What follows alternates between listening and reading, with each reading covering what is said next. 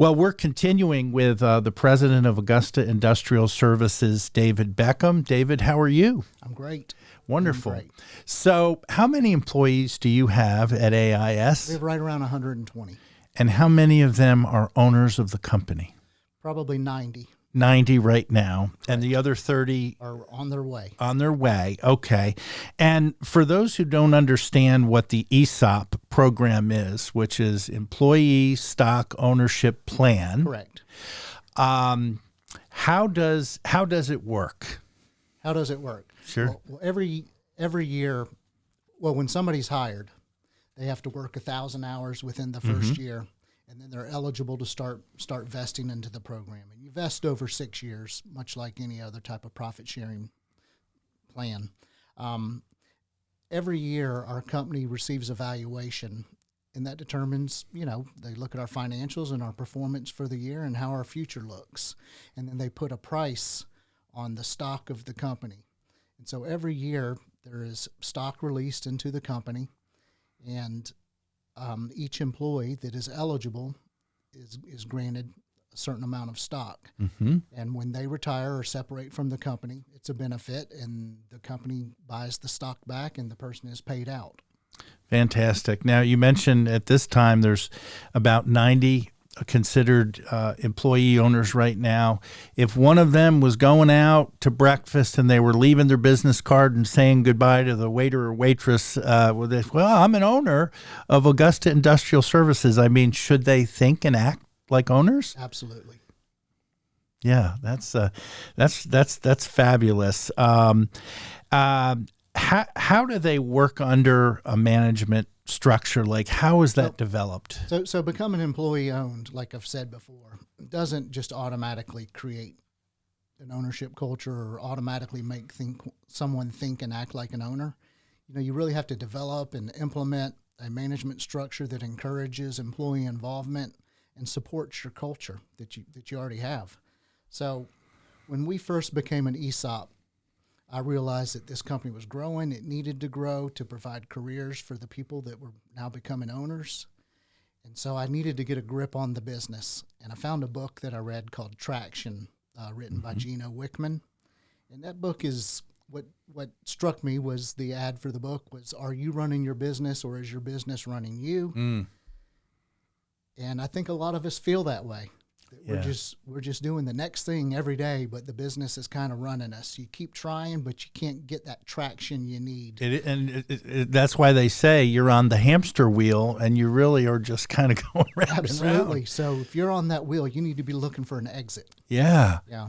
And so the book helps in a lot of different areas, you think? It really helped us get organized. One of the things that I realized is the leader is that sometimes I'm the bottleneck. Right. Yeah. So if I put a team together and we worked on certain disciplines, I could get out of their way and they would make much more happen than I could on my own. Right. It's been liberating. Wow. The book, the structure that we use focuses on 6 components of your business. You have the vision, people, data, issues, processes, and traction. So the vision, you really need to create a vision that the whole company understands and communicate it, over-communicate it, and get the word out so that we're all on the same page, rowing in the same direction. I mean, you've heard all this probably before. Oh, yeah. And then people. You got to get the right people in the right seats, and that's nothing new. But don't think you have to have them all on day one. You might have some of the right people, and you can work with them to get them in the right seat. Because they have good character, integrity. Yeah, they're just a culture fit. Okay. But now they need to fit into the seat. So if they can do that, we look at people for jobs and we consider 3 things. Do they get it? Do they want it? And do they have the capacity to do the job? Right. And if we think we can answer at least 2 of those, we can work with that person and get them in the right spot. Then you got to educate your people to become business owners. And we think one of the most important things to do is talk about financial literacy. So many of us are financially illiterate.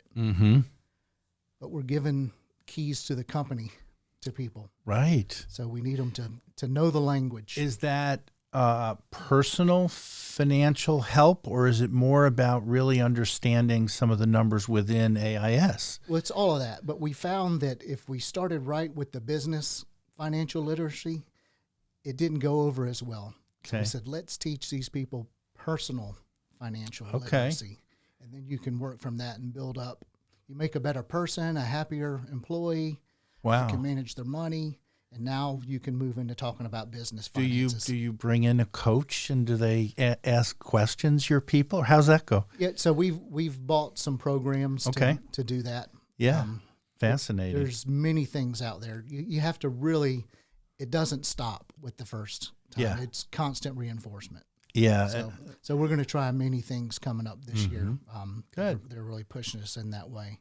Then once you got the people in the place and they got some knowledge of the business, you got to start looking at data. What are your numbers? What are the few key numbers that if you hit those, your business is doing well? That's going to be different for every business. Yeah, you're right. Because for us, we want to get memberships and advertising clients because our costs are pretty fixed. Is it for you managing costs? Is that more important? Is it growing new clients? What is it for AIS? It's all of them. Really? They all have a part to play. Okay. Yeah, and not only knowing our numbers, we need to know our customers' numbers. Really? Yeah, but what makes things work for them? Gotcha. And that's the way we need to approach their budgets business. and things like that. Yeah, and so we also talk about issues. We have weekly meetings for every department, and one of the majority of the meeting is on issues. We identify issues within the company, and then we rank them to the most serious, and then we go into trying to solve that issue. And sometimes that's a long process. Sometimes it just creates a to-do item, which can be done within the next week. And when you come back to next week's meeting, we touch base and how far did you get? Did you get your to-do item done? And people have to answer, so that's a form of accountability. I'm curious because it's different for every company, but in your company, are most of the issues related to the process of doing the job or the people that are doing the job? Where does it lie, I suppose? So there's a lot of people issues. The more people you have, the more issues you have, and then keeping up with regulations and benefits. And so that's very broad, but also what are the service offerings we need to be doing? Is this profitable? Are we just spinning our wheels? What can we do to make this better? How can we better serve this customer? Right. Interesting. And then finally, traction and accountability. Yeah. So you do your issues, your to-dos, and you start building accountability. And so everybody at the beginning of every quarter has to come up with their 90-day goals, or we call them rocks, the big things that have to get done this quarter to really move the company forward. And so there's constant check-ins on that. And you don't want to be the guy that says, I haven't worked on mine. So we're really tracking project completion. Do you track that, David, using software, or is it more touch-based meetings? It's in meetings, and it's all done through an Excel spreadsheet. Okay. But there is software that tracks it. Sure. Yeah.